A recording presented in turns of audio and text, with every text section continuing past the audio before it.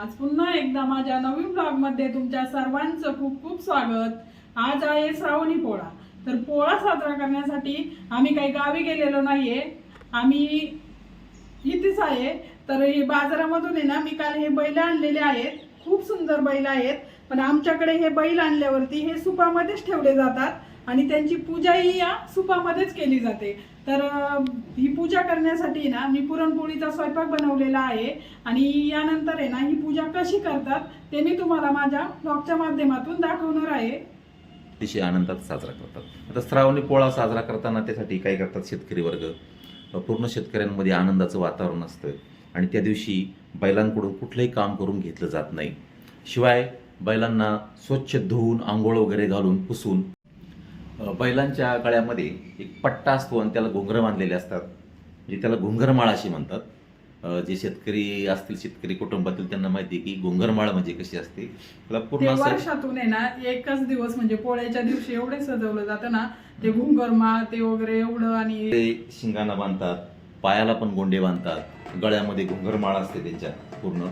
आणि ती घुंगरमाळ पाया ठिकाणी अशी जो गळा असतो त्या ठिकाणी घुंगरमाळ असते, या ठिकाणी शिंगांना गोंडे बांधलेले असतात।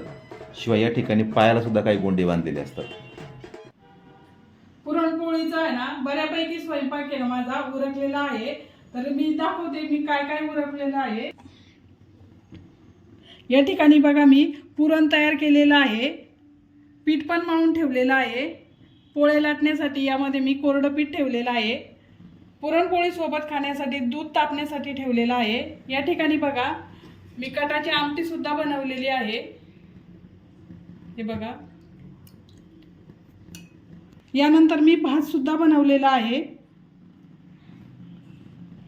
कुरडया पण तळून घेतलेल्या आहे। आणि यानंतर आता बघा भजी तयार करण्यासाठी पीठ सुद्धा मी तयार करून ठेवलेलं आहे। आणि या कढईमध्ये आपण तेल गरम होण्यासाठी ठेवलेलं आहे। तेल गरम झालं की आपण भजी सोडून घेऊ।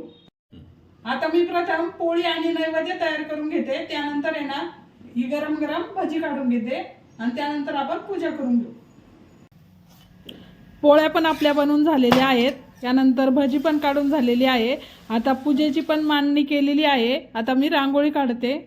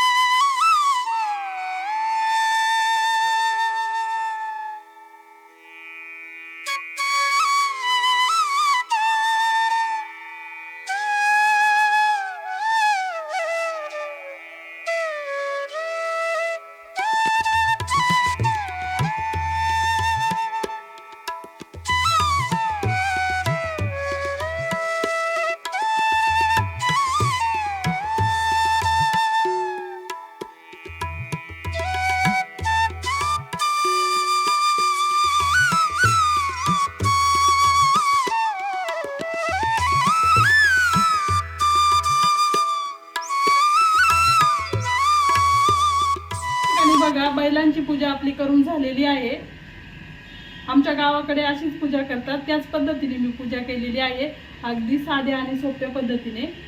सध्या गावाकडे सुद्धा शेतकरी बैल जास्त पाळत नाहीत, कारण आता ट्रॅक्टरने बैलांची जागा घेतलेली आहे आणि बैल सांभाळायचं म्हटल्यानंतर खूप खर्चिक आहे शेतकऱ्यांना आणि उत्पन्नाच्या साधन कमी झालेलं आहे। शेतकऱ्यांना पाहिजे तसं उत्पन्न मिळत नाही, त्यामुळे शेतकरी सध्या आता बैल पाळण्याचे कमी झालेले आहे। शेतकरी बैलाऐवजी ट्रॅक्टरचाच वापर करतात। तुम्हाला मी या ठिकाणी काही व्हिडिओ क्लिप दाखवणार आहे। आमच्या गावाकडे जो काही बैलपोळा साजरा केलेला आहे त्या बैलपोळ्याच्या क्लिप्स व्हिडिओ तुम्हाला मी दाखवते, कशा प्रकारे बैलपोळा साजरा केला। गावामध्ये जे शेतकरी आहेत त्या खूप कमी शेतकऱ्यांकडे बैल होते आणि ट्रॅक्टरची संख्या असल्यामुळे त्या बैलांची जी जागा आहे ती आता ट्रॅक्टरने घेतलेली आहे।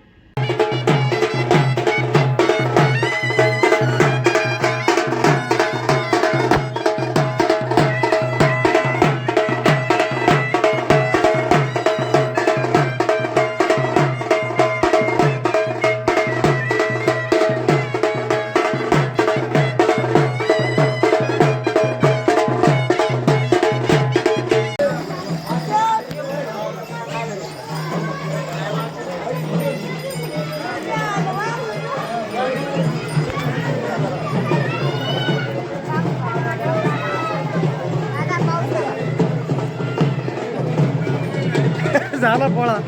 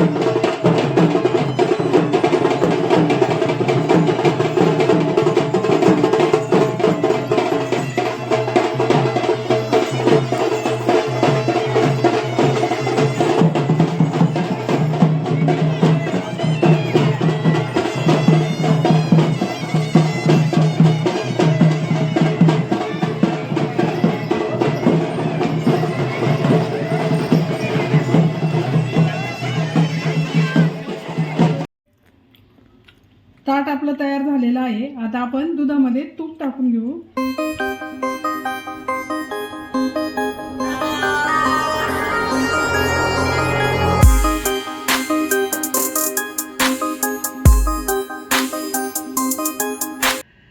अशाच प्रकारचे नवनवीन ब्लॉग पाहण्यासाठी वर्षाच ब्लॉग या चॅनेलला अवश्य भेट द्या. पुन्हा भेटूया पुढील नवीन ब्लॉग मध्ये. तोपर्यंत धन्यवाद.